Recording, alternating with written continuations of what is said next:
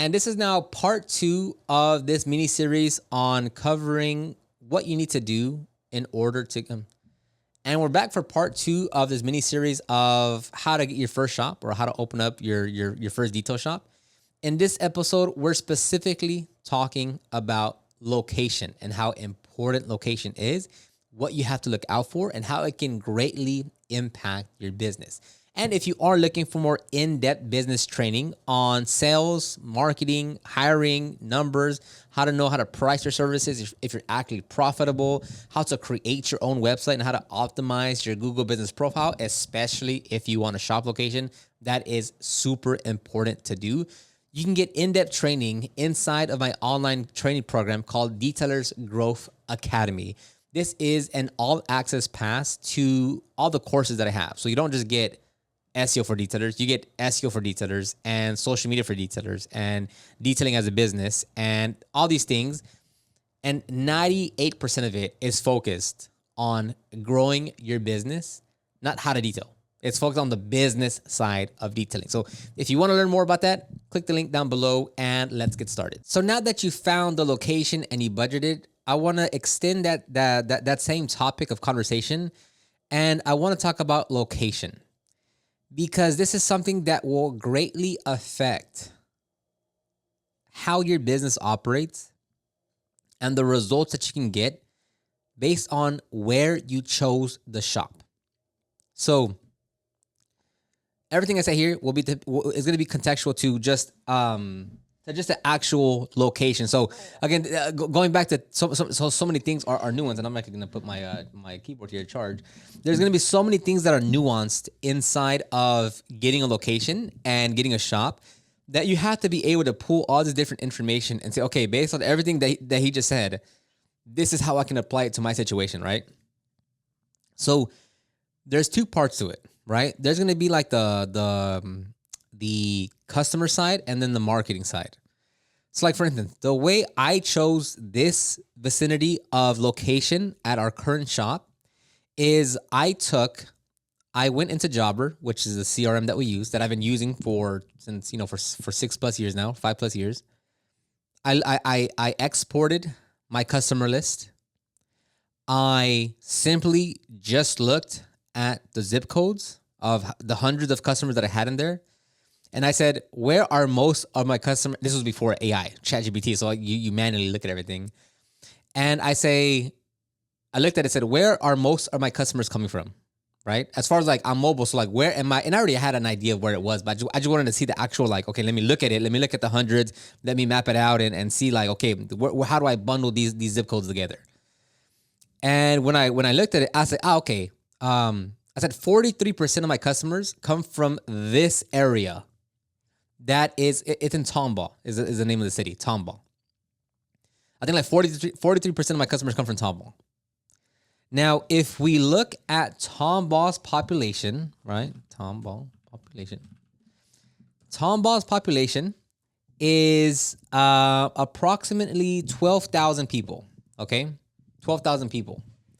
Now, if we look at my main city that we operate and that I live in is Houston. So the Houston population is 2.3 million. So 43% of my customers were coming from Tomball, that has an approximation population, that rhymed, of 12,500. The biggest city in our area is Houston with 2.4 million, basically, or 2.3 million. So I didn't want to just go and, let's say I go and choose Katy, which is all far out. And it's like, when I looked at the list, it was like under 10% of my customers were from Katy. So it wouldn't make sense for me to go all the way to Katy when almost 50% of my customers come from Tomball, because now, even if I get a shop and it's close to Tomball, well, I'm close to them. So like, it's going to be an easier sell for them to come this way. Whereas if I move to Katy, it's like, that's away from all the customers I've ever had. Mine is the 10% segment that was in Katy. So I chose this location because it's near Tomball. And here's the key point. I don't have a Tomball address. I am still zoned to Houston. So I very strategically, and this was like very strategic, I looked for a shop that was near the Tomball area, which it is, and other areas too, but I'm still zoned within Houston. That way, I can still put my address as Houston and target the Houston area, but people that would look for a detailer in Tomball or Magnolia or Cypress would still find us. So that was a very strategic part on my end. Now, I will say, local SEO is much different now than it was 4 years ago, than it was 10 years ago. Even though I have an address in Houston, I don't show up for someone that's down south Houston, 20 miles away. Google shows you the most relevant information to the proximity of where you are. So even though I am in, like, if Houston has, let's say it's 50 miles wide, as an example. If I'm at the top of Houston in terms of physical location, I'm not going to show up to people that are searching for a Houston detailer if they're searching 50 miles away from me, because there's other detailers in Houston that are 50 miles away that they can show to that user, right? So it's not to say like, oh, you like, if you're in Houston, you target everything. If you're in Anaheim, you target all of, well, maybe because those are small boroughs. If you're in Dallas, you target all of Dallas. No, there's still a proximity to where that person is making that search that shows on the search results, right? That being said, again, is that if you have a very strong SEO presence and you know how to properly optimize your services, just like us, we show up for searches to customers that are 45 minutes away, that are an hour away, that are 35 minutes away. That's because our SEO is so well optimized, and we have so many things at play that when someone is searching for something, we still show up on the map pack. We still show up in the organic results, even if they're not within 10 miles of us. Like a lot of our customers are literally within a 10-minute drive of our shop location. And there's still a good amount of customers that are 20, 30 minutes plus. We do have a bunch of customers that drive 30 to 40 to 50 minutes to an hour to come to our shop to get the service done. And they find us through Google. Again, this is all in relation to the location that you choose, right? So if you choose a location that, let's say city A, right? And you're saying, well, I really like that one, and it's a good price, a good size, like fantastic. I loved everything about it. But let's say city A is located in a very industrial, commercial area that is zoned to the city that has like 10,000 people. And then you have another, a large metro area that has 500,000 people, and it's 25 miles away from the shop that you're looking at.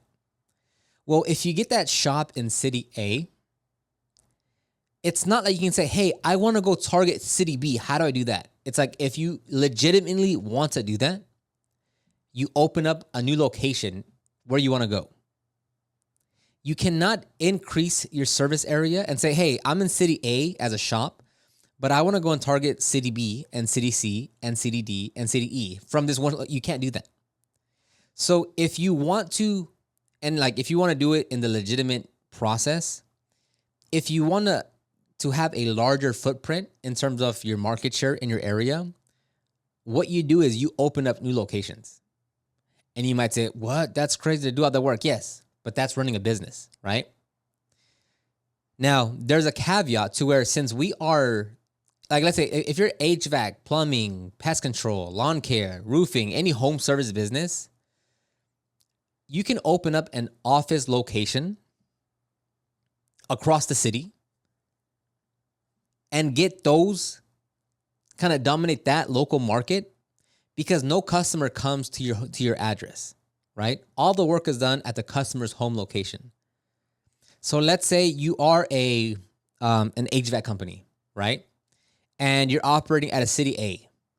Well, if you want to go open up in city B, city C, right? Let's say it's still the same area, right? Like it's still, let's say, Houston, but you want to go to these surrounding areas because it's such a large city. You can go open up an office and just have one person there, and that is that location. That's the, that's Tom Ball's location. You have a separate Google Business profile and a separate phone number, a separate CRM, a separate everything, or depending on what you're doing. But you would need to have a separate number and a separate Google Business profile.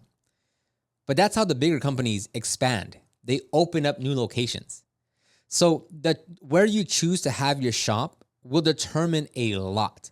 So if you're saying, oh man, that's such a good shop, such a good place, all this is good, but it's in an area that isn't highly populated, or you kind of have to drive around and get a few ways to get there, that will hurt your business, because it's not easily accessible. It's not, it's not in terms of the population, it's not in a good location.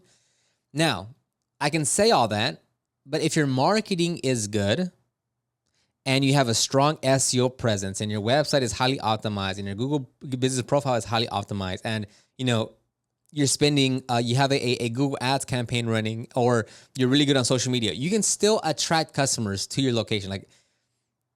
It's not that it'll not allow your business to grow. It's just you really have to understand the landscape of what a shop will do. Because if you're spending, $500, $1,500, $2,000 a month on Google Ads, well, you can display your ads and get people to find you, right? Now, again, if your location is just a bit out of ways, yeah, that's really good reviews, but it's 20 minutes out versus there's one right here that's 10 minutes out. Let me just go here, right? And you can play different scenarios in terms of how it'll work out, or why someone would choose you or not choose you over another detailer.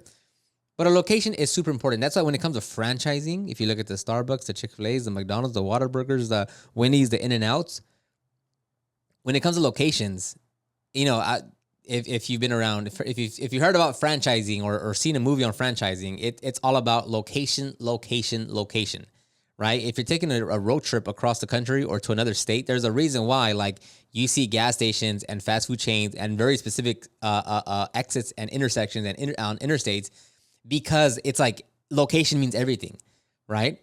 It's no difference with your shop. Location plays a big deal into how you're gonna market your business, or how you're gonna be able to utilize it, right? So location will play a big factor. Now, you have to understand the marketing landscape in terms of how it will, it won't. I can give you this podcast and break it down, but again, that's why for us, because our website is so well optimized, we have such a good reputation, we have 200 plus reviews, we show up in a lot of different cities and areas when people are searching for it. But it's not just saying, oh, well, it's optimized.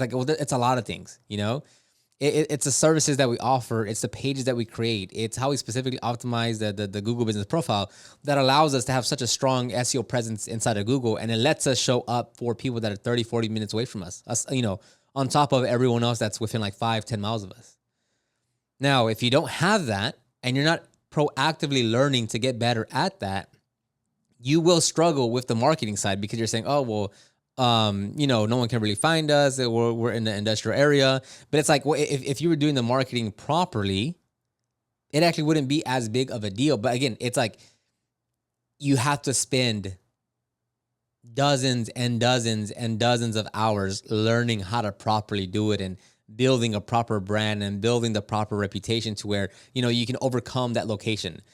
Now, another thing is let's say you are, I as a whole, if you're going to go to a business center that has a competing business, it's not necessarily bad in terms of the SEO side, but it might be something that you want to be very aware of, because let me give you another example for it to be more clear. Let's say you're a lawyer, right? And you go and get an office, and let's say you're a personal injury lawyer, right? Let's say you go and you get an office at a high rise, at a building, right? And let's say in that building, there are 5 other personal injury lawyers, okay? They're separate law firms.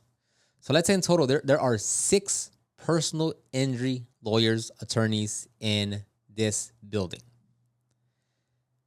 Google is not going to show every single profile that's on there when someone searches for personal injury lawyer, and they're in that vicinity of that building, because that's just one building, not looking at the other buildings that might be around there that are also personal injury.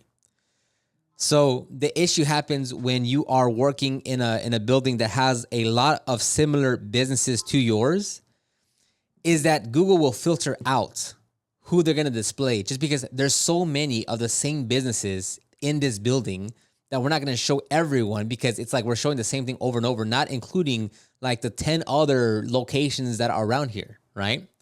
So it's the same thing as like if you go to a business park and there's like a car wash or detail or whoever, it's like if they're doing a good job at the marketing and everything, well, like now you're competing with someone else that's like literally right next to you, like right there, right next to you. And not that you can't be successful, but it's just something that you just want to be aware of when you're getting this location of, if they're within 3 miles, 5 miles, like you guys might have to compete. And if they're way more established and they have a lot more reviews and everything is like on their side, it'll just be harder because the vicinity of where you're in to that other location. Not that it can't be done. It's just something to be aware of when you're doing that. Or like if you're like, don't move into a shop space where like there is another shop right there that offers the exact same services, because again, like you just might be adding more friction to yourself than needed. And like it might hinder your performance. It just, again, you want to take all these things that I'm talking about that you're looking at, and you have to just mold them to fit. Say, hey, like, is this a feasible location? Is this something that might hurt us, or is this something that will actually help us? Like, on that same note, if you go to a location and you're next to like a Tesla or a Rivian or a dealership, like a high-end dealership. I don't mean like a Ford dealership, but I mean like maybe they do those specialty car sales, whatever. And maybe you form a partnership through them and they say, hey, anytime and you basically offer wholesale services, right? Where it's like, hey, we're a boutique specialty high-end car dealership, whatever. All our cars sell over, 400,000, let's say.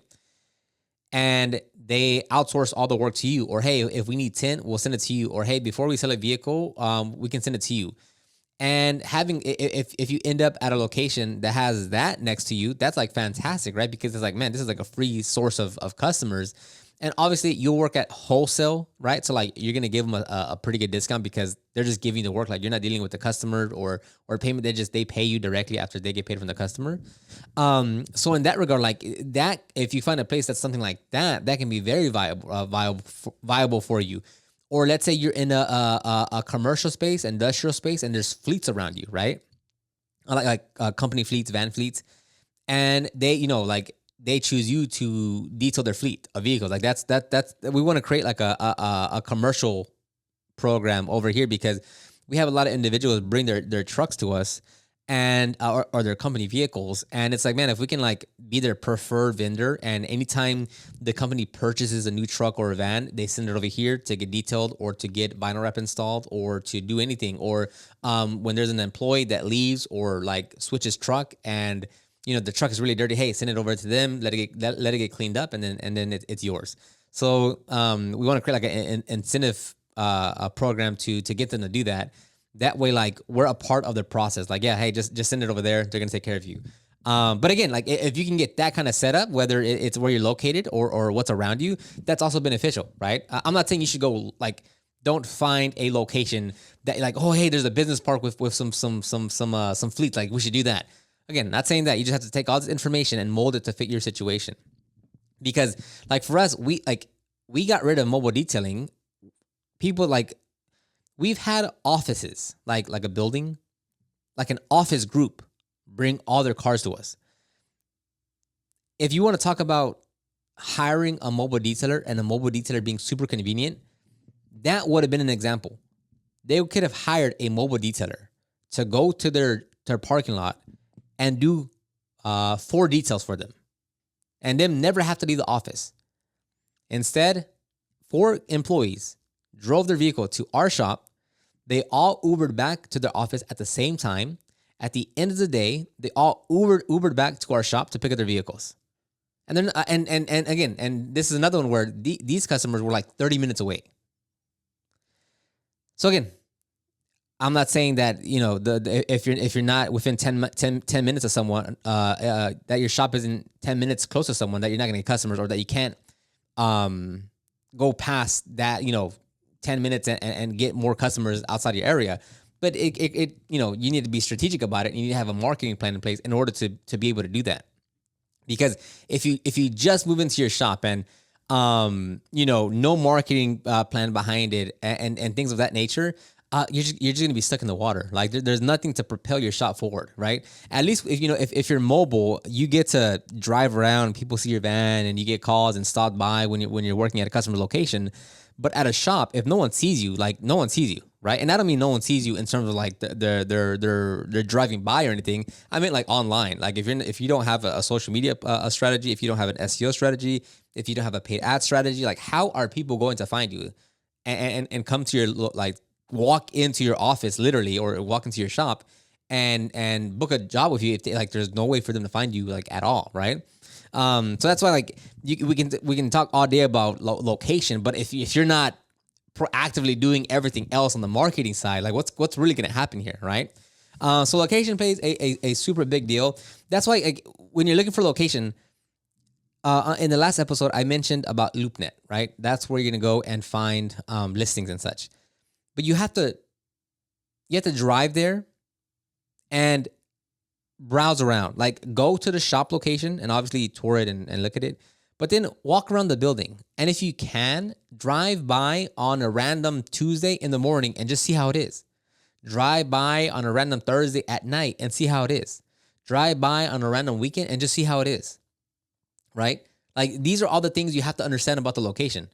Right? Like, is there a lot of through traffic like in the parking lot? Does a parking lot get super packed actually? Like maybe you went to go look at it on a Saturday at 1 p.m.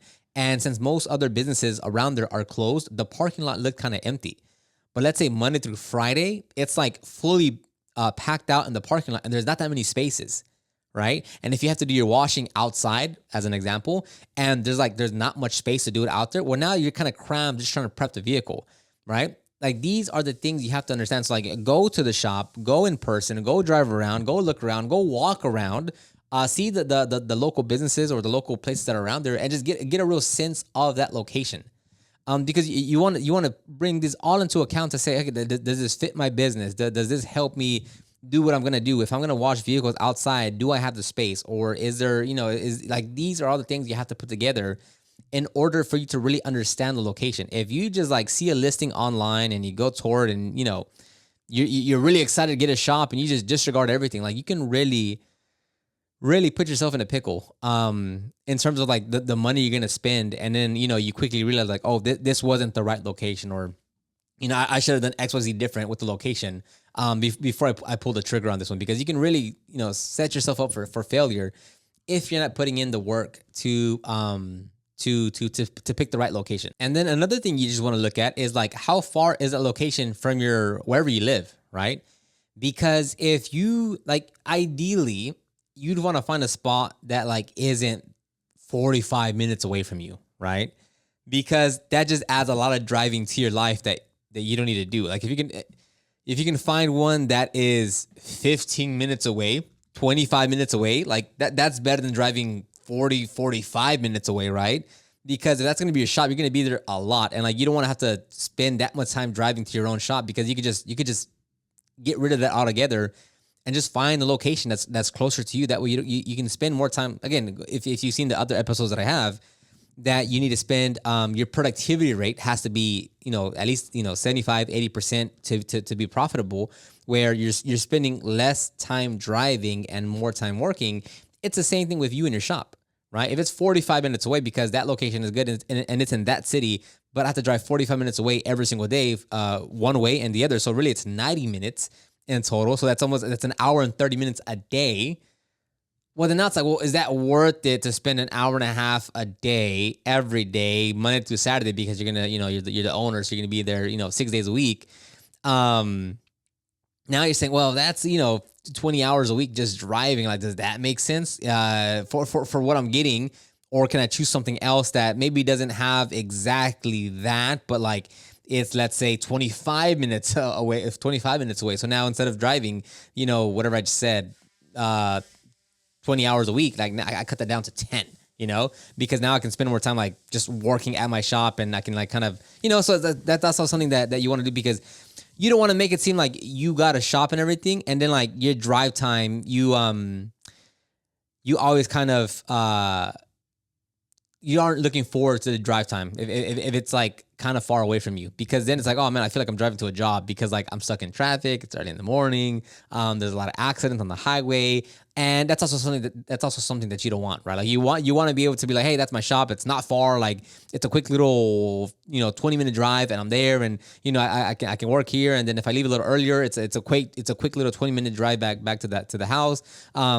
I think that's also super important too, just on a personal level, where you don't want to make it seem like, hey, don't say, hey, I'm going to go get, like, let's say, because I've spoken with detailers that like live in very, very rural areas. And they're like, well, yeah, I'll drive an hour away from mobile detail because that's the big city. And it's like, the same thing can be said to a shop of like, oh, I'll go get a shop an hour away because that's where all the customers are at. It's like, yeah, but you don't want to drive that every single day. Imagine just 2 hours a day, like for, let's say, 5 days out of the week. That's a lot of driving to be done to go to your shop and back. So like with something like that, it's almost like, hey, it makes sense to keep it a lot closer. Yes, it's not going to be in that big city or like the main metro area, but like you're not driving 2 hours every single day to go to your job and back, right? And with that being said, if you are in a small population, that doesn't mean that there's not, if you're in a population with 12,000, that doesn't mean that you can't grow your business to whatever goal you want it to, right? Like, sure, if you say, hey, I want to grow my detailing business to $10 million a year, it's like, okay, yeah, probably in a town of 12,000, you probably won't be able to do that, right? But if you want to grow your business to 200,000, yeah, you can do that within a city that has 12,000 people at a shop, right? Because like you're the go-to detailer in that area, and there's not many detailers. Yeah, there's not that many people, but like you're the go-to guy, and like you do high-end work, and you can still get the PPF and a window tint and all that stuff. So don't also think like, oh well, yeah, I want to have a shop in a place that there's 700,000 people, and you're driving a lot farther, and because it's in the city, it's a more expensive. But like again, if you look around, like, oh, here's one that's 15 minutes away from me. Yeah, my town is 25,000. But like, you can still build your business. Again, if you have the marketing side right and you're doing everything else right, you can still run a successful, profitable business, right? It just, again, like if you went into it saying like, yeah, I want to grow my company to $5 million in 3 years. It's like, yeah, probably at this location, if you're in a town with 12,000, probably not. But most detailers aren't thinking like that or want to execute to that level. So if you're in a town of 12,000, 25,000, what have you, let's say under 50,000, that's also a very feasible thing to do. And like you shouldn't be discouraged to say like, oh well, my city only has 25,000. There's no way I'm ever going to be successful. Like no, it's not like that either, right? So I'll end it right there. If you have any specific questions about anything I've talked about or want me to cover anything specific about getting a shop, let me know in the comment section down below, and I'll talk to you guys on the next episode.